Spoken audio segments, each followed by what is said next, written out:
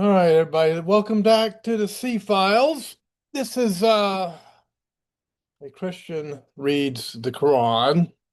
I bet you guys were wondering when I was going to get to this one. Look, I'm busy, okay? Give me a break. No, nobody's giving me a hard time. I'm just playing with you guys. But we'll get on with it. I'm teaching more lately, and I've had to do more preparation on teaching with everything else that's been going on. For a retired guy, and I do an awful lot of volunteer work, and it does keep me busy. So just bear with me, be patient. I might get through this book by 2030. I don't know. We'll see.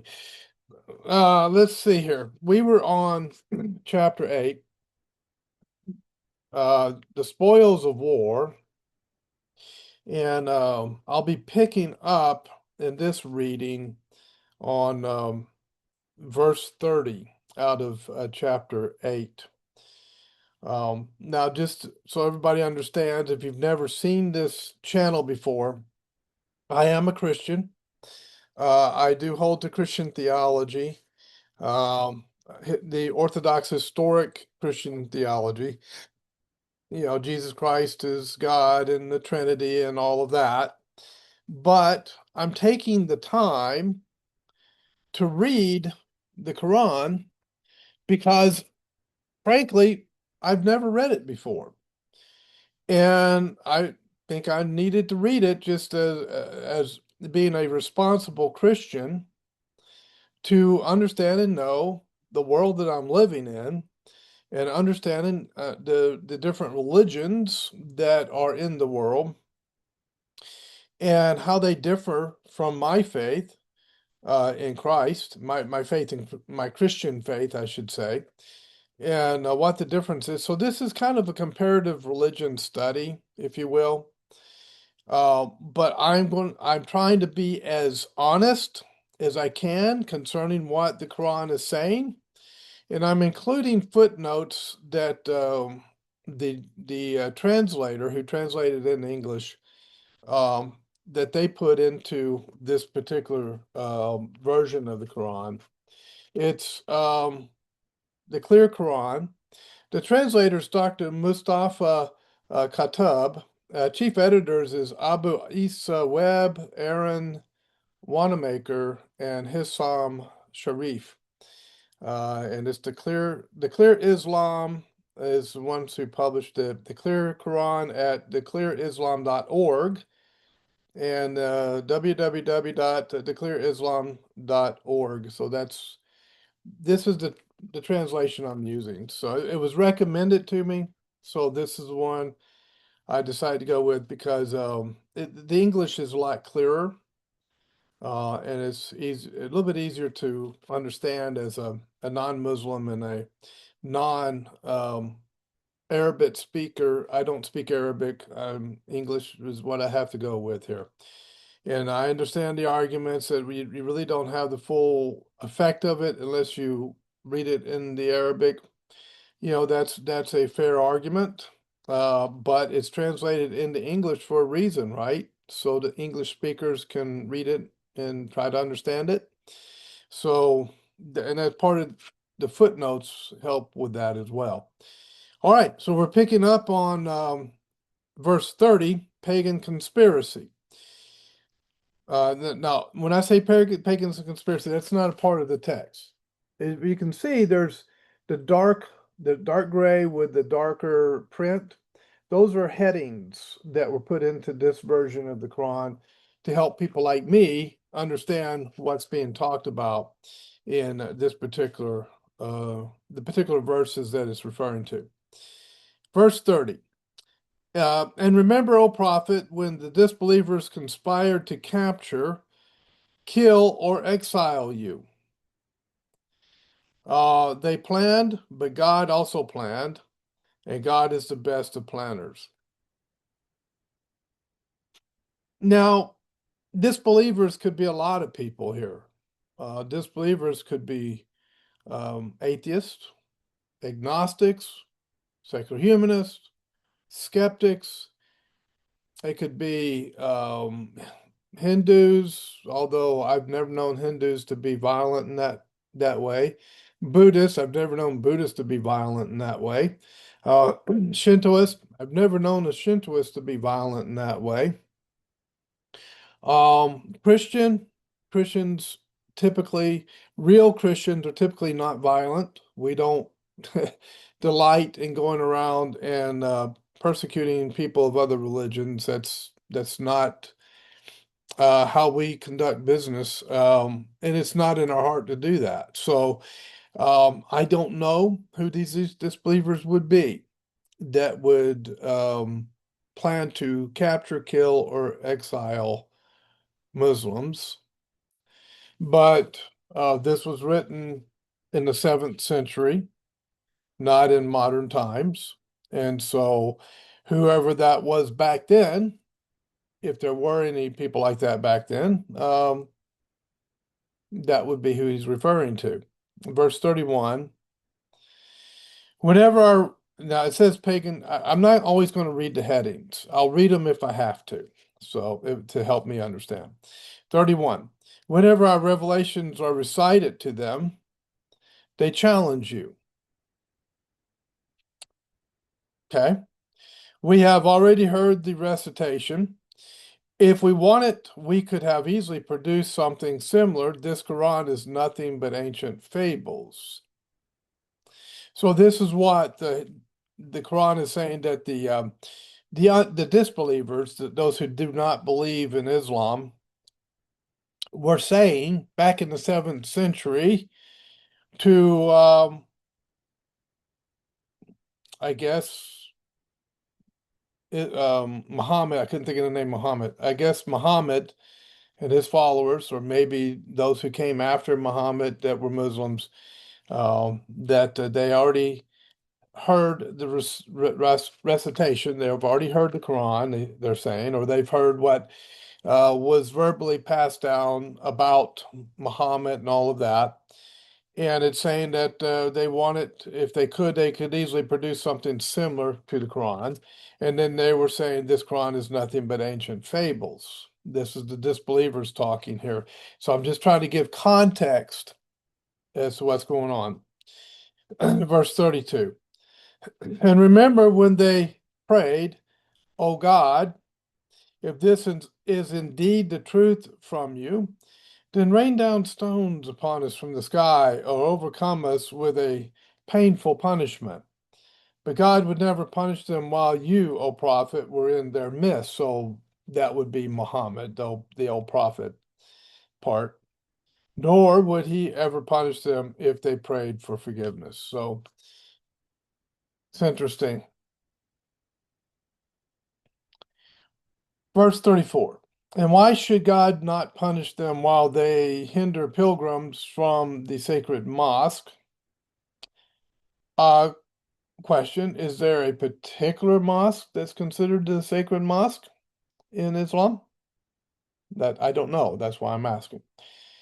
Because it's singular and sacred mosque is capitalized, and it would seem to indicate that there is a particular mosque that this is speaking about, but there's no footnote to tell me one way or the other. I'll read it again. And why should God not punish them while they hinder pilgrims from the sacred mosque, claiming to be its rightful guardians? So these unbelievers are claiming to be the rightful guardian of the sacred mosque. Is that how I'm reading this? Is this correct? None has the right to guardianship except those mindful of God, but most pagans do not know. Their prayer at the sacred house was nothing but whistling and clapping. So taste the punishment for your disbelief. Now, there was a religion called Zoroastrianism that was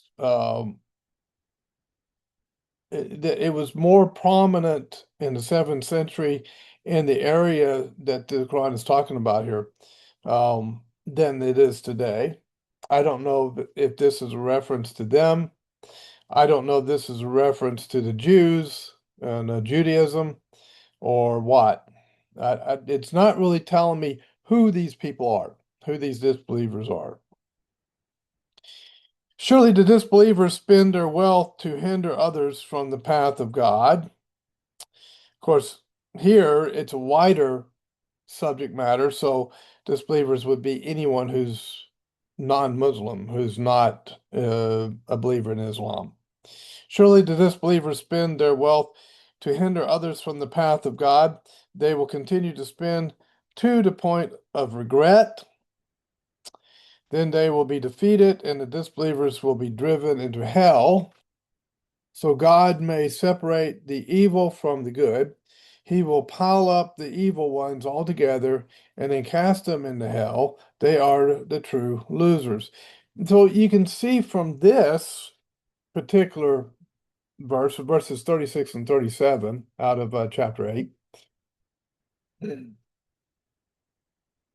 how even today, the belief of Muslims who, if they know the Quran and believe the Quran, would be that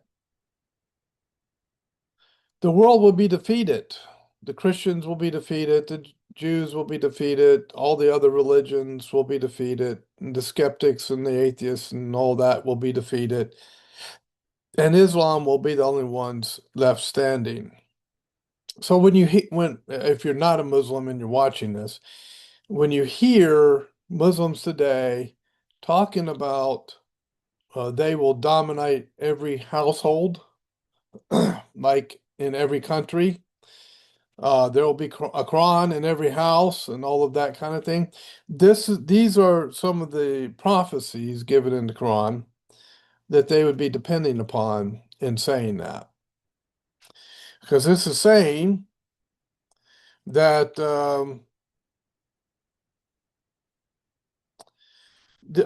unbelievers are actively using money to oppose Islam,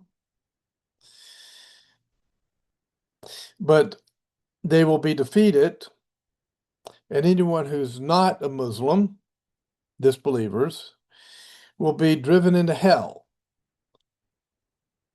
And then God or Allah, as they would say today, maybe they said Allah back then as well. It's Arabic. May separate the evil from the good. So, like I would be put into the evil category and separated out. And he will pile up the evil ones all together and then cast them into hell. So they're cast into hell and they are the true losers. So, the church in America is not actively trying to attack Muslims. I grew up in churches. I've been in Baptist churches. I've been in non-denominational churches, Calvary Chapel, and now conservative Presbyterian Church, who has the Westminster Confession of Faith as their confession of faith. And none of those churches through my lifetime have ever expressed anything about attacking Muslims or going after Muslims or anything of that nature.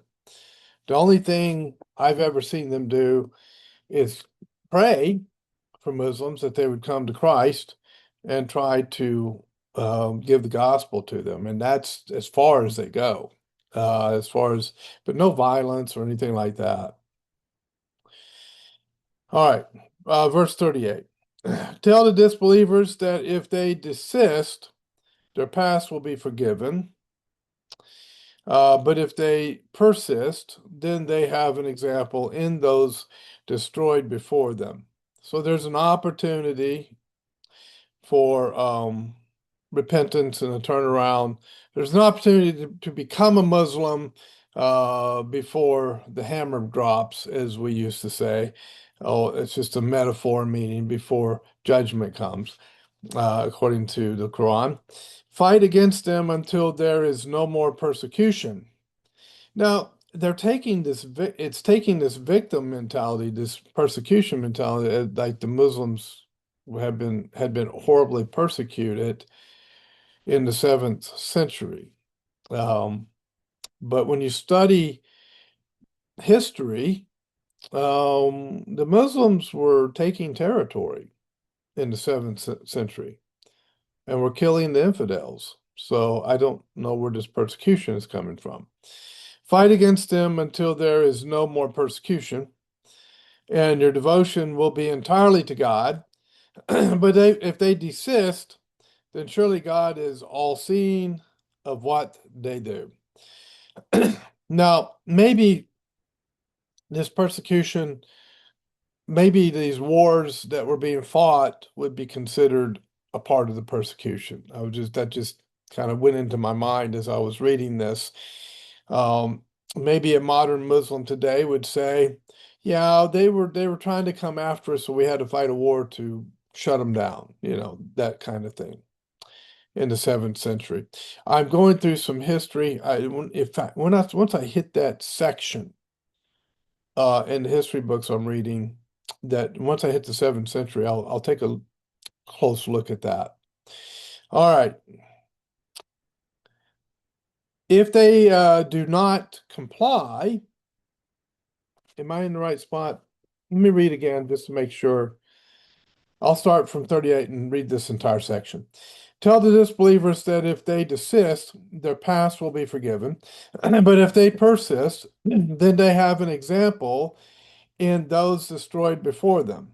Fight against them until there is no more persecution, and your devotion will be entirely to God. But if they desist, then surely God is all seeing of what they do. And if they do not comply, then know that God is your protector. What an excellent protector and what an excellent helper. All right, so that was 38, 39, verses 38, 39, and 40. Now we're going to go into 41. And this has to do with spoils of war, how that it's supposed to be distributed or distributed, to say it correctly. Know that whatever spoils you take, one fifth is for God and the messenger, that would be Muhammad, his close relatives, orphans, the poor, and needy travelers. That's Muhammad's close relatives, and then the orphans, and then the poor, and then the needy travelers. If you truly believe in God and what we revealed to our servant on that decisive day, when the two armies met at Badr, it's Badr. Is the R silent? I don't know. But that's the spelling of it, Badr. And God is most capable of everything. On that, Muslims and Christians do agree. Remember when you were on the near side of the valley, your enemy on the far side, and the caravan was below you. Now, this almost sounds like battle strategies here when it's talking about the caravan being below them and they're on different sides of the valley. So that would indicate they're up in the high ground, watching the caravan come through the valley is what I'm picturing here. Even if the two armies had an appointment to meet, both would have certainly missed it. Still, it transpired so God may establish what he had destined, that those who were to perish and those who were to survive might do so after the truth had been made clear to both. Surely God is all hearing and all knowing. Now, there's a footnote here. It's footnote 341. Oh, that speaker went off. Okay, that's what it was. Anyway, 341 is the number of the footnote, and it's after the sentence that says the following. Even if the two armies had made an appointment to meet, both would have certainly missed it. The footnote says the following. The battle was not planned since the Muslim force was after the caravan. Had the two armies made plans to meet in battle at that time and place, they both probably would have missed each other. So that's the footnote. I don't know which battle this is. It doesn't say in the Quran what battle it is. I think it would be assumed that the readers of that time wouldn't automatically know what the battle is, but us today, we don't know unless a Muslim scholar tells us what it is. Um, so I'm just, there's a battle. I don't know much about the battle here, or there was a potential battle, let me say that, and I don't know much about that. And there's a caravan going through a valley, and the armies didn't meet. So, all right, verse 43.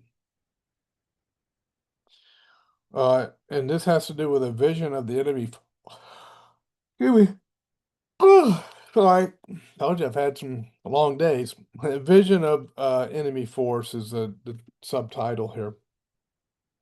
Remember, O prophet, when God showed them in your dream as few in number. Had he shown them to you as many, you believers would have certainly faltered and disputed in the matter. But God spared you from that. Surely he knows best what is hidden in the heart.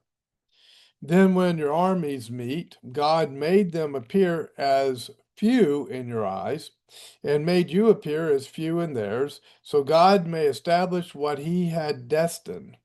And to God, all matters will be returned for judgment. And that's the entire section of that subject matter. I'm just kind of eyeing it again, just to make sure I didn't miss anything here. So Muhammad has a dream,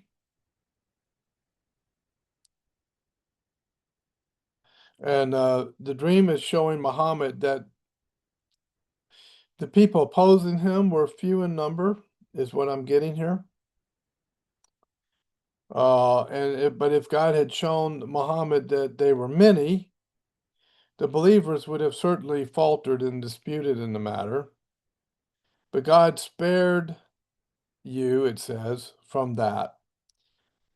Surely he, I'm assuming he is God, surely he knows best what is hidden in the heart. Yeah, that would be God.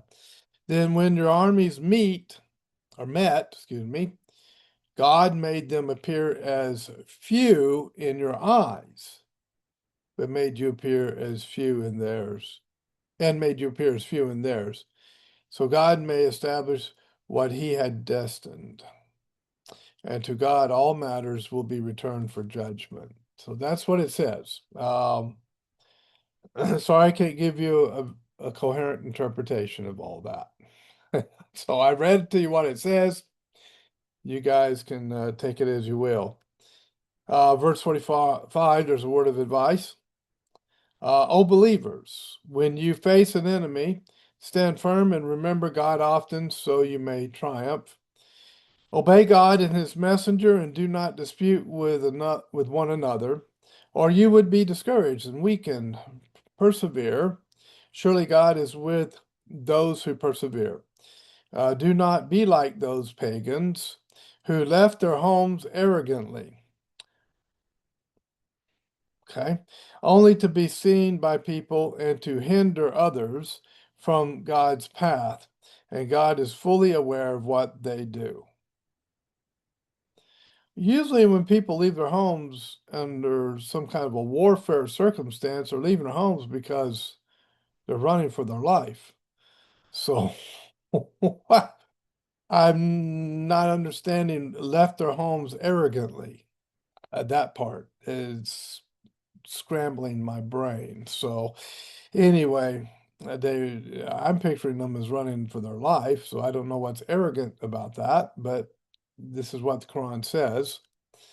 Um, and notice it's a lot about war. Of course, this is the chapter, the spoils of war. This is the subject of the chapter. But it's a lot about attacking people of other religions, including Christians, including all the other religions.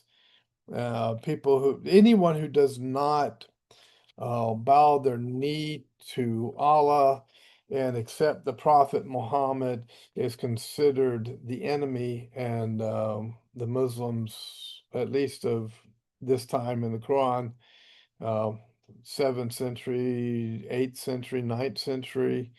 It took some time for the written Quran to come together. Um, they were just attacking these people. They were going after them.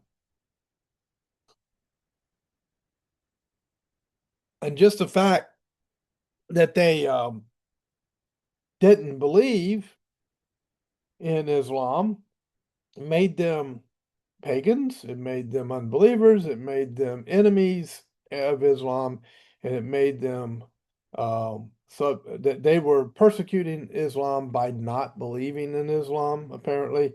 And Islam at that point apparently had the right to go after them militarily and to attack them physically. So this is what I'm seeing here. I'm just reading the English and getting the best I can out of it. But this is what I'm seeing. Now we're down to Satan tempts the Meccan pagans. And that's a title. It's not a part of the Quran. This is just a title telling us what this section is about. And remember when Satan made their evil deeds appealing to them and said, okay, so I'm curious about what these evil deeds are. No one can overcome you today. I am surely by your side. So Satan is telling anyone who's not Muslim that he is with them. He's by their side. And Satan made their evil deeds appealing to them. I'm assuming the evil deeds would be not accepting Islam as their religion. But when the two forces faced off, once again, two forces were, it seemed to be talking about two armies here at a specific time and place in history. And I don't know what that is. I don't know what time and place in history that is or who the two armies are. But when the two forces face off, he cowered and said, I have absolutely nothing to do with you. I certainly see what you do not see. I truly fear God, for God is severe in punishment. So, all right.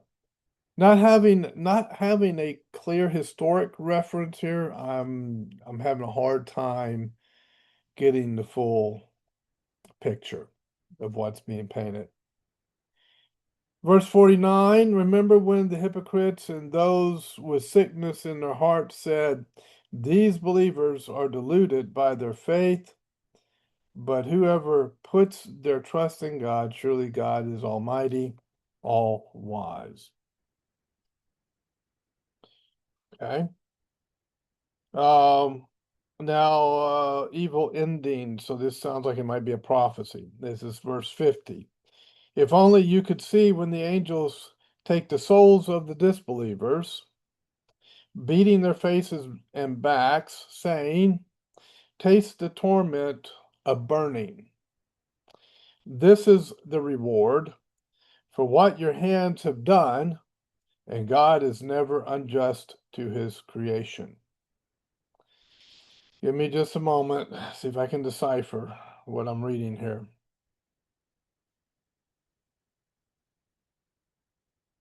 So the angels apparently take the souls of disbelievers.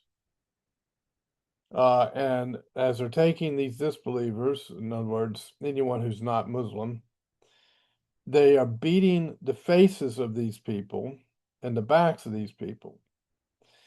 And then they're saying, taste the torment of burning. This is the reward for what your hands have done. And God is never unjust in his to his creation. So this is just eternal punishment. Um, you know, how dare you not be a Muslim? You're being punished, right? Um, so there's a footnote for 342. I'm just looking to see. Okay, I see where it is. I haven't come to it yet. All right. So this is now we're talking about the fate of the wicked. And of course, once again, any non-Muslim would be the wicked. Their fate is that of the people of Pharaoh and those before them. They all disbelieved in God's signs, so God seized them for their sins. Indeed, God is all powerful, severe in punishment. This is because God would never discontinue his favor to a people until they discontinue their faith. Surely God is all hearing, all knowing. Question for my Muslim audience: where does faith come from? How does one produce faith? That's a question for you guys. And I know you guys will have answers to that question, but it's actually a serious question. It's even a question that is a debate within Christianity between the Arminians and the Calvinists concerning, is faith a gift from God, or is faith something that we by our own effort conjure up within ourselves? That's really the question I'm asking here. What is the belief in Islam concerning that?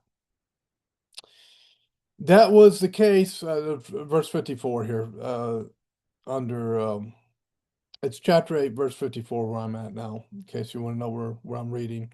That was the case with Pharaoh's people and those before them. They all rejected the signs of their Lord, so we destroyed them for their sins and drowned Pharaoh's people. They were all wrongdoers. Uh, so Islam claims to have a connection all the way back to Moses and the Exodus. All right, so this has to do with peace peace treaties. You can see how there's this strong connection between the personal faith of the Muslim, uh, the Islamic government or Sharia, and warfare. Islamic military going into warfare, they're all very interconnected. Indeed, the worst of all beings in the sight of God are those who persist in disbelief, never to have faith.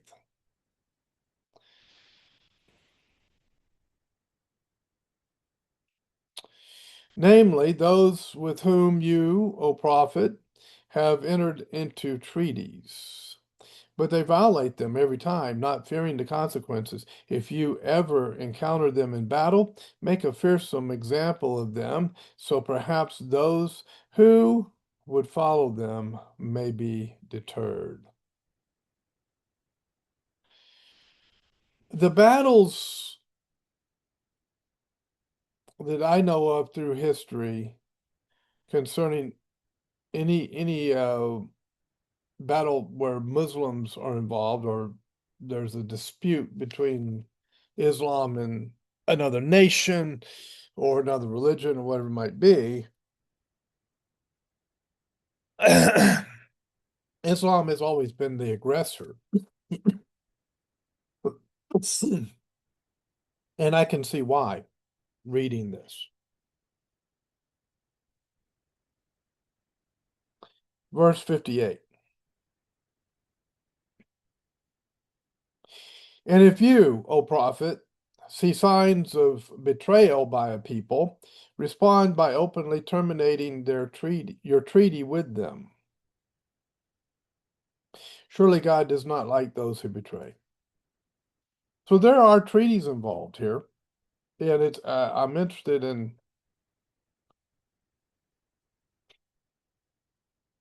how Islam does treaties, because the purpose of Islam is to dominate. and to control governmentally, dominate and control. All right, this part is military deterrence. Verse 59. Do not let those disbelievers think they are not within reach. They will not escape.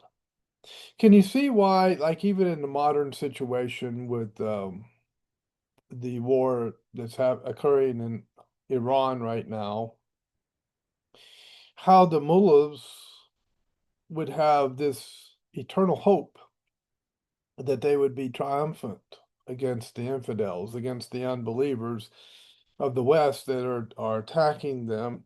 Um, that's interesting.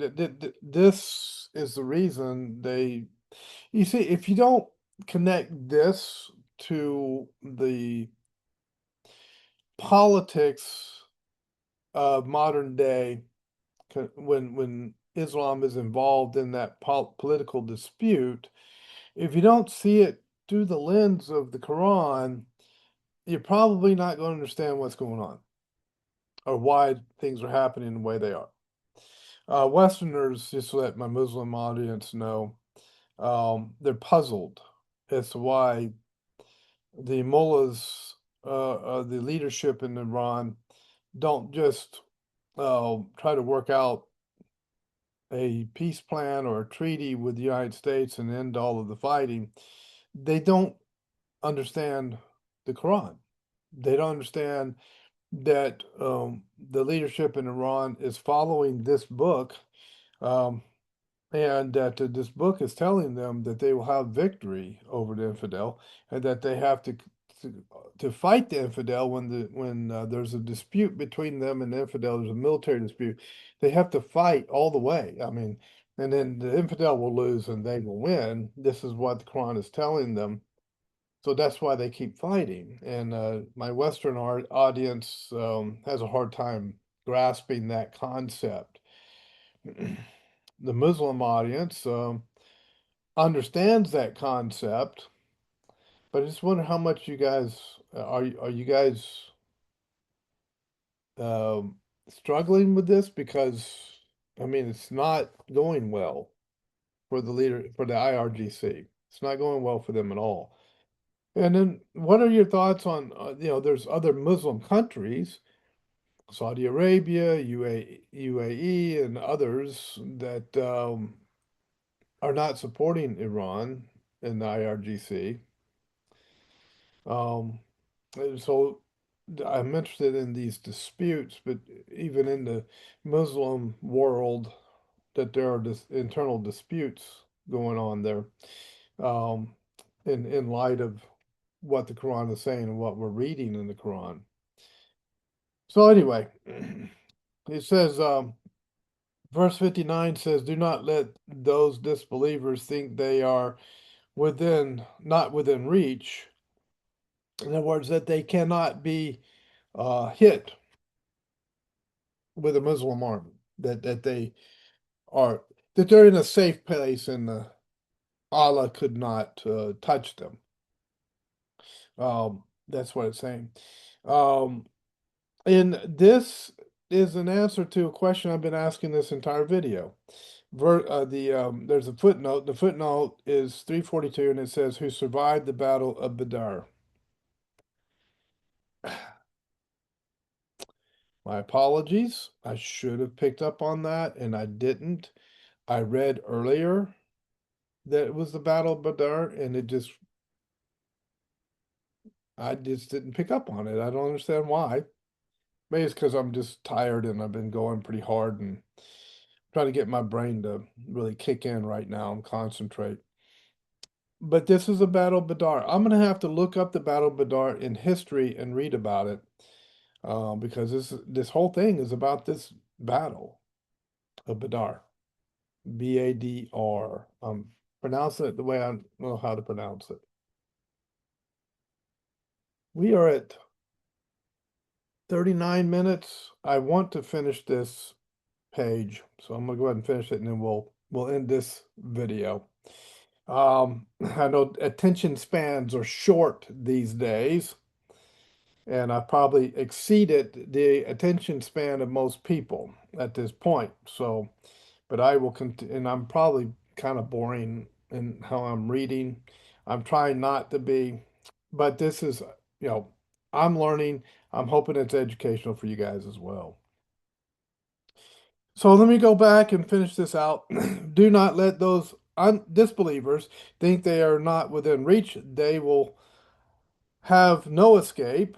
Prepare against them what you believers can of military power and cavalry to deter God's enemies and your enemies, as well as other enemies unknown to you, but known to God. Whatever you spend in the cause of God, in the cause of God, will be paid to you in full, and you will not be wronged.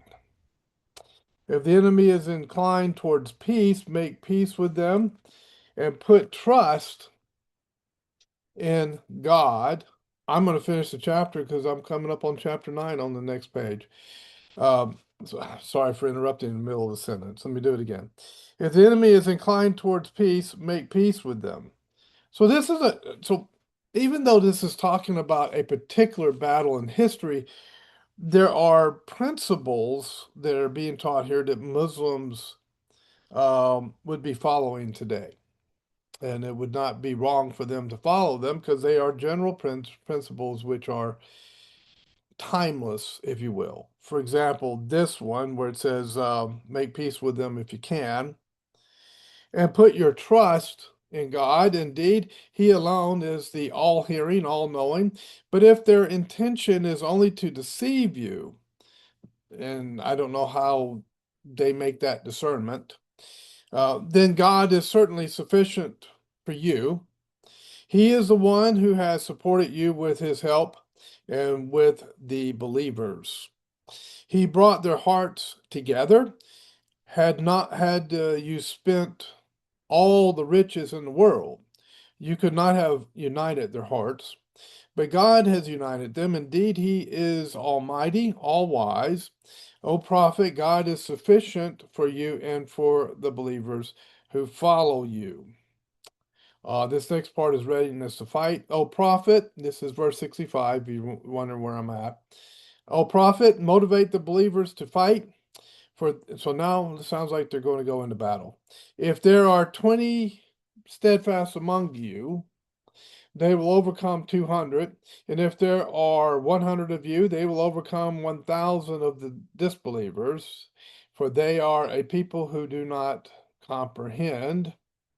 So this is a motivational speech basically to bolster the fighting spirit of these Muslims to go after these guys. Now God has lightened your burden, for He knows that there is weakness in you. So if there are 100 steadfast among you, they will overcome 200. And if there be 1,000, they will overcome 2,000 by God's will. And God is with the steadfast. And decision on captives. And I don't have anything telling about the actual outcome of this particular battle that I'm aware of. Um, okay, there's the first footnote down there. Okay. It is not fit for a prophet that he should take captives until he is thoroughly subdued, thoroughly subdued the land. You believers settled with the fleeting gains of this world. Footnote says the fleeting gains is ransom. Another way of saying that. So we could say it this way. You believers settled with the ransom or fleeting gains of this world, while God's aim for you is the hereafter. God is almighty, all wise. Had it not been for a prior decree from God, you would have, and prior decree is the decree that ransoming captives will be allowed. Okay, so let me read it again. I'm referring to the footnote 341, 344. Go back. You believers settled with the fleeting gains of this world, while God's aim for you is the hereafter. God is almighty, all wise. Had it not been for a prior decree from God, the ransoming captives will be loud. You would have certainly been disciplined with a tremendous punishment for whatever ransom you have taken. Now enjoy what you have taken, for it is lawful and good, and be mindful of God. Surely God is all forgiving, most merciful. So there's a particular time during the battle where they can begin to take ransom of people and goods, I would imagine.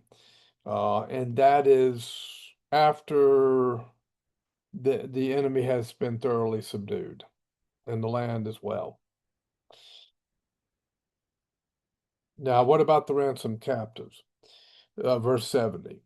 O prophet, tell the captives in your custody, if God finds goodness in your hearts, he will give you better than what has been taken from you and forgive you.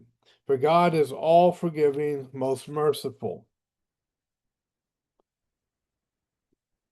But if their intention is only to betray you, O prophet, they sought to betray God before, but he gave you power over them, and God is all knowing and all wise. 72, verse 72. Guardianship among believers is the title. Not a part of the Quran, just what the translator put in. 72. Those who believe immigrated and strived with their wealth and lives in the cause of God, as well as those who gave them shelter and help. They are truly guardians of one another. As for those who believed but did not immigrate, you have no obligation to them until they immigrate. And if they seek your help against persecution and faith, it is your obligation to help them, except against people bound with you in a treaty. God is all seeing of what you do.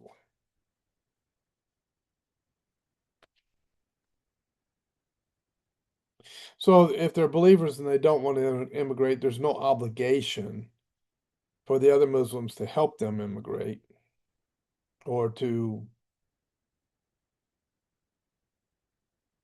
they have no obligation to them until they do immigrate. That's what it's saying. Yeah. So if they do immigrate, then they have an obligation to help them. If they don't immigrate, then they don't have that obligation. Now, of course, different world back then in 7th, 8th, 9th century. What that immigration would look like, I don't know. Guardianship among disbelievers, 73. As for this, as for the disbelievers, they are guardians of one another. Mm,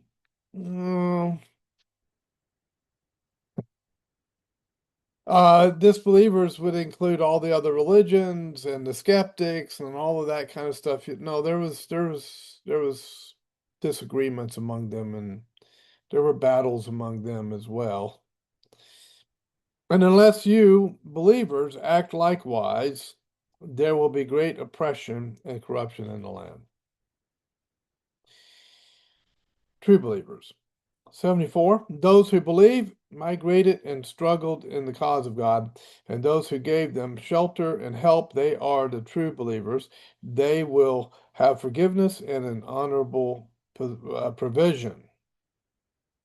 So those who believe migrated, and they struggled in the cause of God. Yeah. Relatives inherit one another. Inherit one another. Okay.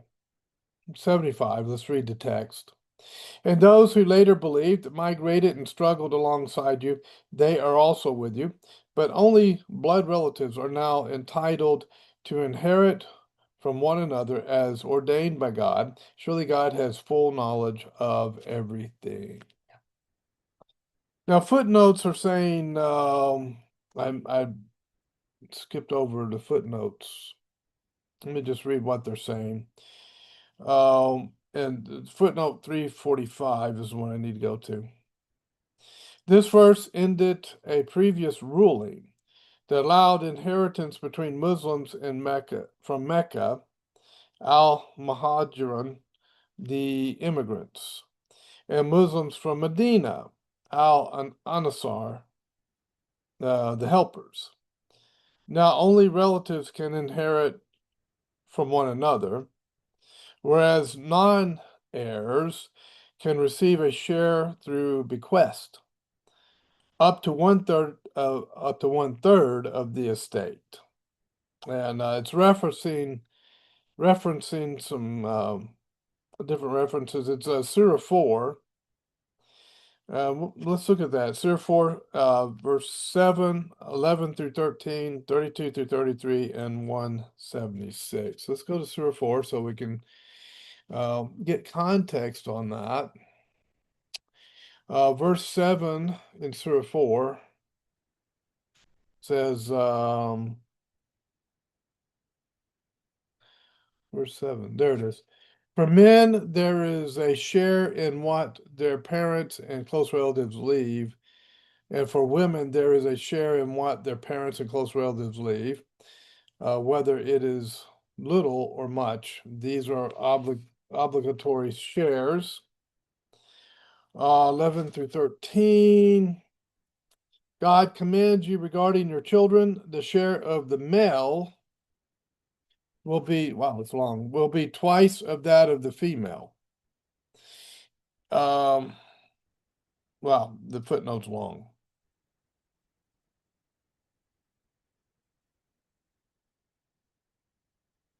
It's going into specifics as to what the female gets, whether she is a mother or a wife or a sister or a daughter, and she gets one of three shares, depending on her closeness to the deceased. And it goes into even more detail.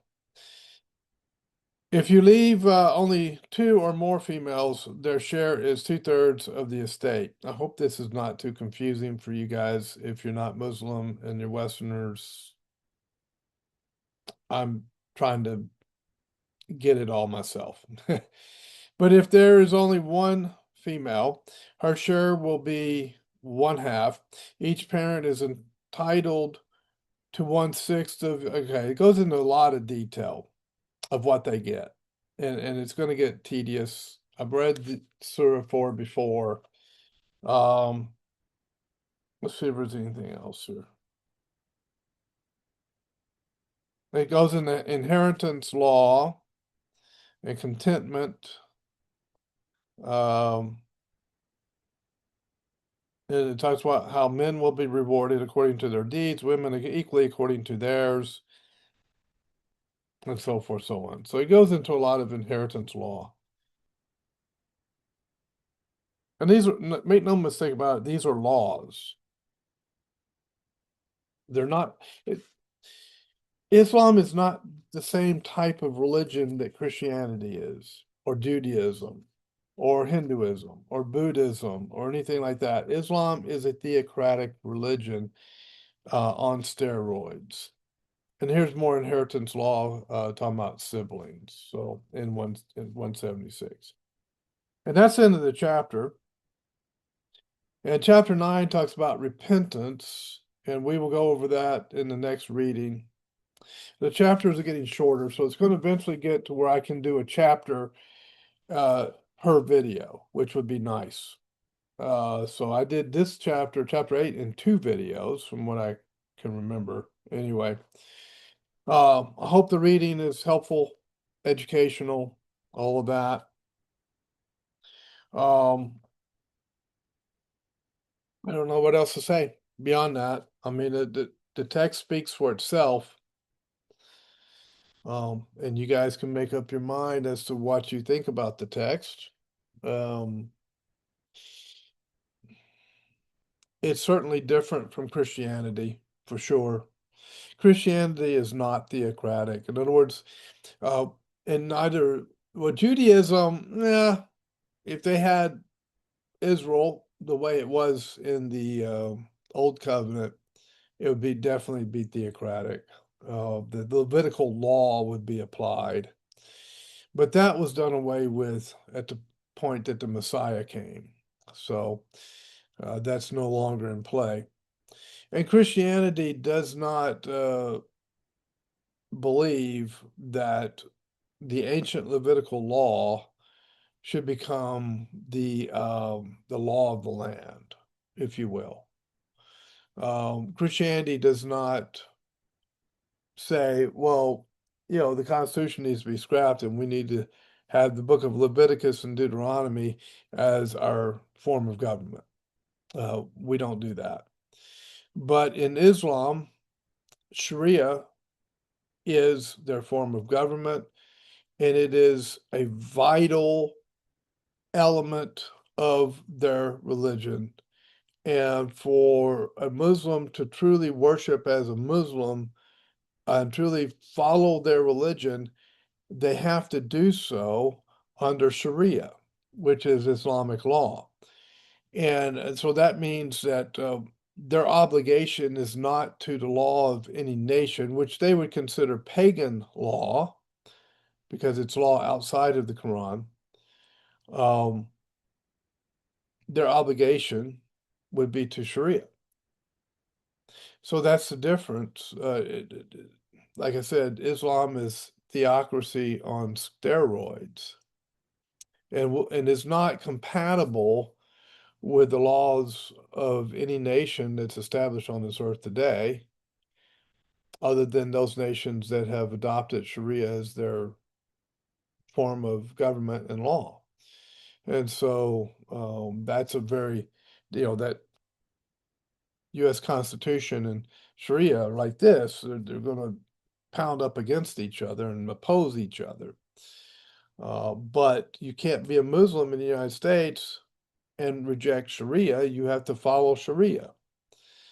So that puts a tension between Islam and the U.S. government and the U.S. Constitution and the Bill of Rights and everything that our government is founded upon. It puts a tension between that and Sharia. And if you've ever rubbed two flint rocks like this, and they spark, that's, Sharia, U.S. Constitution, boom, they connect together, they're sparking, there's a very heated tension created between them. And so that's the reality. And me being a Christian, Romans 13 tells me to follow the law of the land that I live in, and that happens to be the United States Constitution and the Bill of Rights. So I'm required to follow that according to Romans 13. But Islam does not have a Romans 13 in their religion. It's Sharia or dominate the infidel. And if the infidel fights against Islam, kill the infidel. That's just how that is. So that's the reality that we're living in today. Thanks for watching, and I'll see you next time here on the C Files.